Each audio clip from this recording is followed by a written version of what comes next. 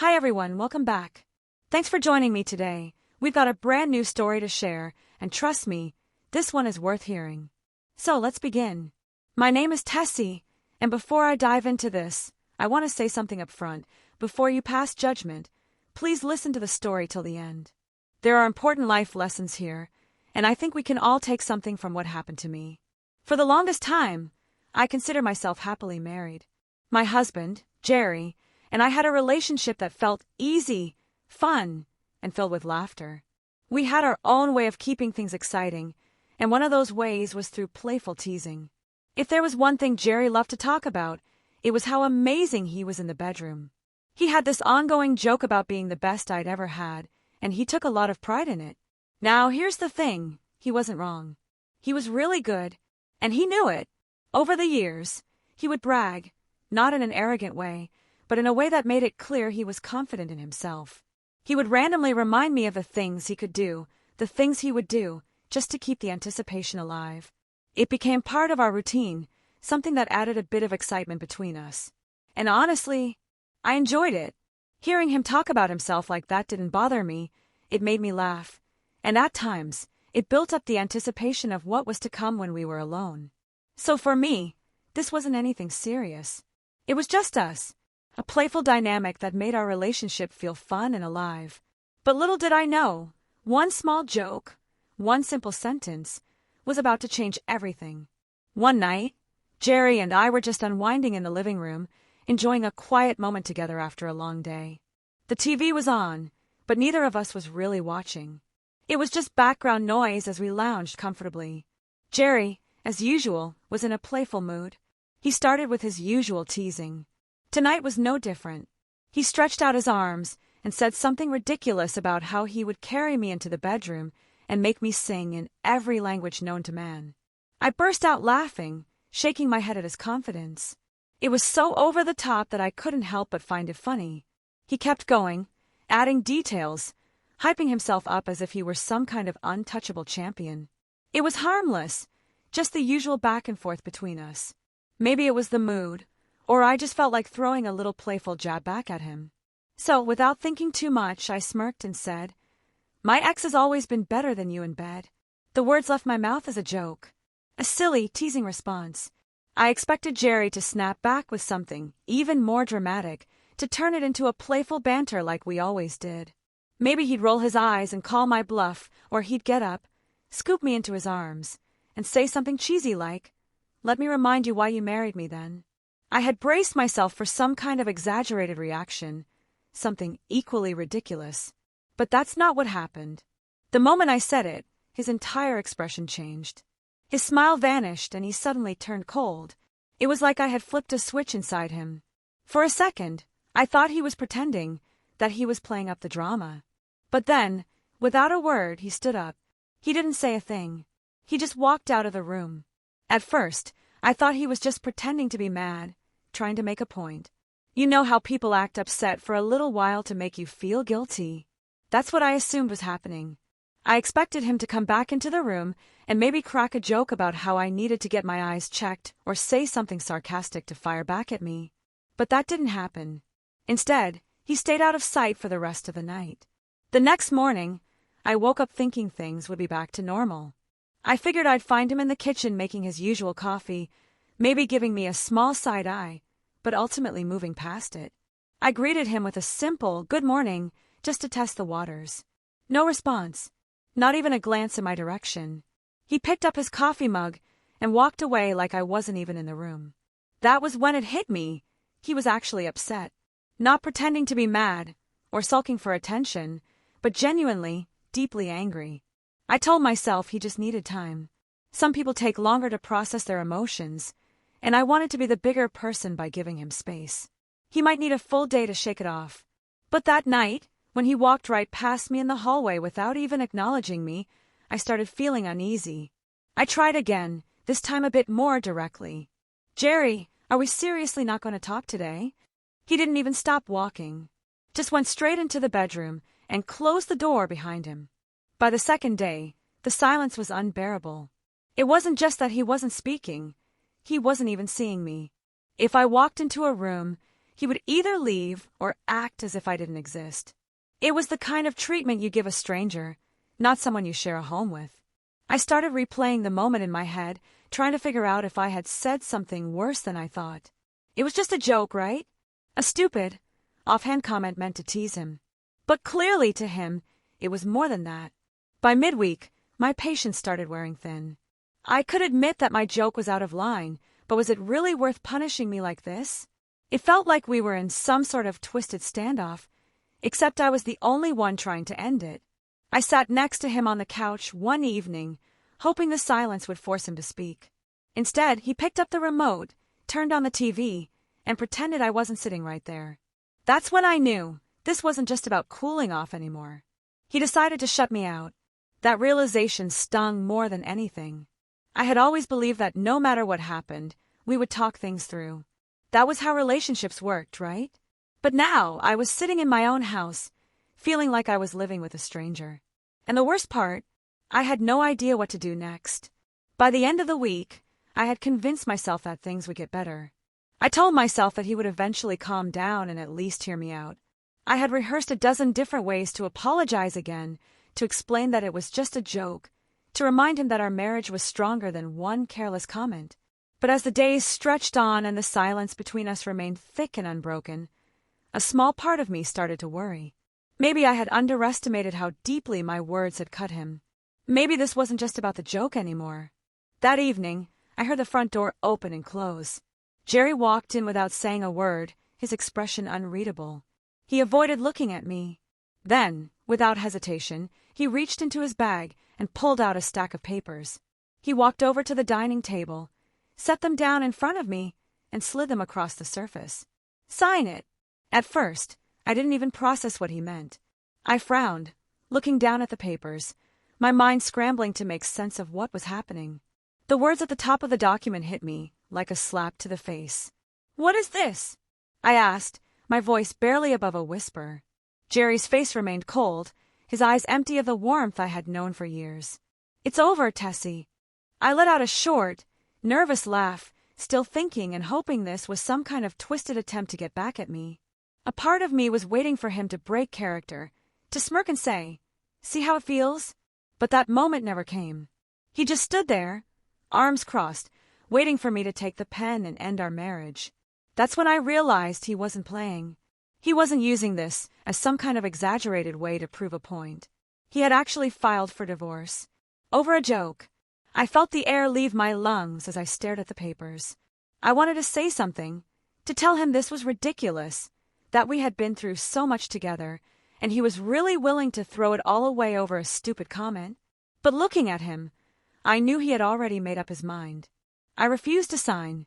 My first instinct was to fix this, to make him understand that I never meant any harm. I thought if I explained myself, if I laid it all out for him, he would see reason. So I tried. I told him it was just a joke, a stupid, offhand comment that meant nothing. I reminded him of how much I loved him, how solid our marriage had always been, and how ridiculous it was to throw everything away over one sentence. But every time I spoke, it was like talking to a wall. He barely responded, only shaking his head, refusing to engage. When reasoning didn't work, I apologized, again and again. I told him I was sorry for hurting his feelings, that I should have never made that joke, and that I would take it back in a heartbeat if I could. I swallowed my pride, put my ego aside, and begged him to reconsider. But no matter what I said, it wasn't enough. His mind was already made up. He didn't see my words as a joke anymore. He saw them as the truth. He was convinced that for me to say that, I had to have been thinking about my ex. In his head, there was no other explanation. The idea that I could just blurt something out to get a reaction never even crossed his mind. He believed I had compared them before, that I had replayed my past relationship in my head so many times that I still remembered the details of my intimacy with my ex. To him, my words weren't a joke, they were a confession. I tried to reassure him, to tell him that my ex was nothing but a memory, a closed chapter one hadn't thought about in years. But he wouldn't hear it. He had already rewritten the story in his head, one where I had never really moved on, where I had been secretly longing for someone else while lying next to him every night.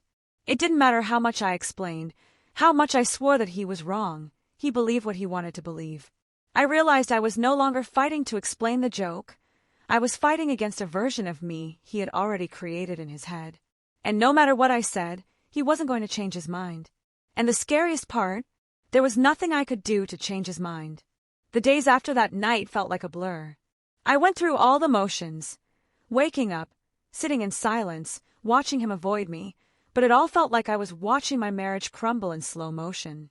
At first, I was angry at myself for saying it. I kept wishing I could rewind time and swallow my words before they ever left my mouth. Maybe if I had just laughed instead of speaking, or chosen a different joke, none of this would have happened. Maybe I had ruined everything with my own stupidity. But the more I thought about it, the more I started to question if this was really about that one joke. How could a single sentence, something meant to be playful, be enough to break an entire marriage? Was our relationship so fragile that one bad joke could destroy it? Did my husband really love me the way I thought he did? Or had I been blind to something deeper all along? The more I reflected, the more uneasy I felt. Maybe this wasn't just about what I said. Jerry had probably been carrying insecurities I never knew about. He had always been confident, or at least that's what he showed on the outside. But what if all of that was just a mask? What if he had been convincing himself just as much as he had been trying to convince me? Then, another thought hit me like a punch to the stomach. What if he had already checked out of the marriage before this even happened? What if he had been waiting for a reason to leave, and I had just handed him the perfect excuse? A person doesn't throw away a life together over a joke unless they are already looking for an exit. I wrestled with these thoughts in silence because no matter what the truth was, one thing became painfully clear: he wasn't willing to forgive me. He wasn't willing to have a conversation. He wasn't willing to fight for us. And if he wasn't willing to do any of those things, then maybe I had been the only one holding on to this marriage in the first place.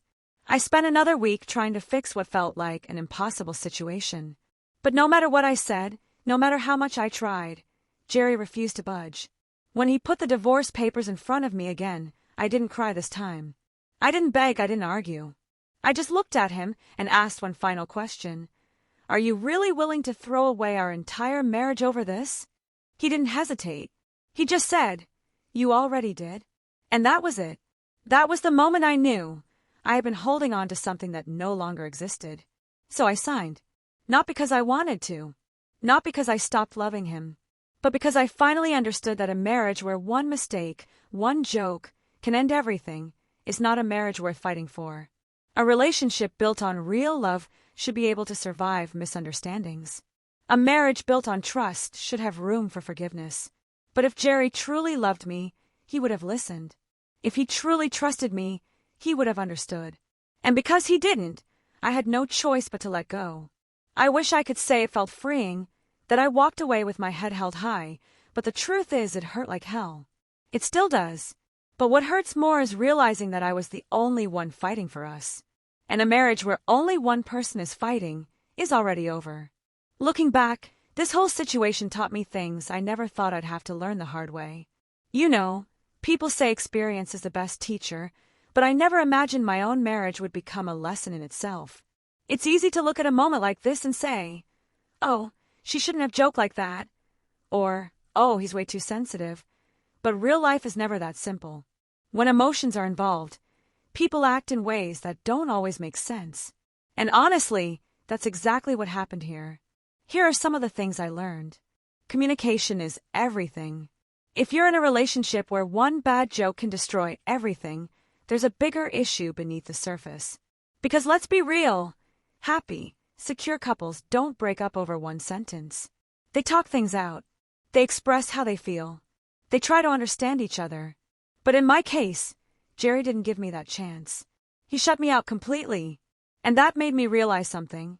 If your partner isn't willing to have an open and honest conversation with you, then your relationship is built on sand.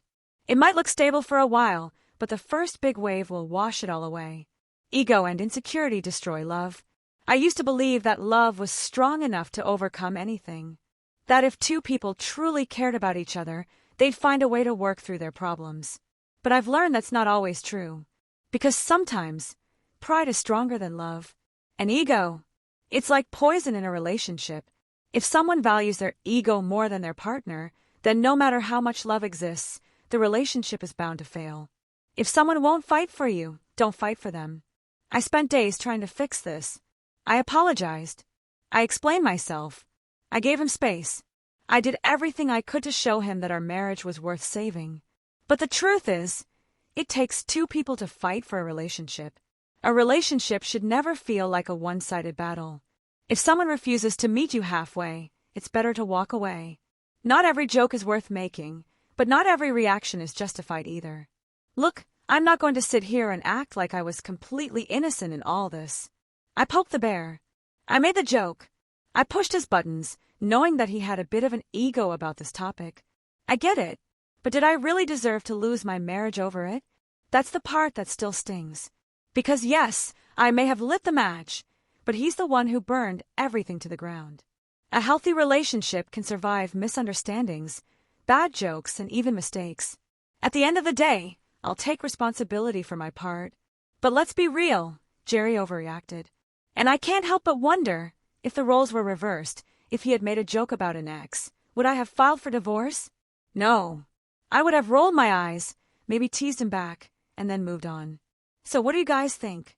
Was I wrong for making the joke? Or was Jerry's reaction way too extreme? I'd love to hear your thoughts. What would you have done in my place? Let me know in the comments.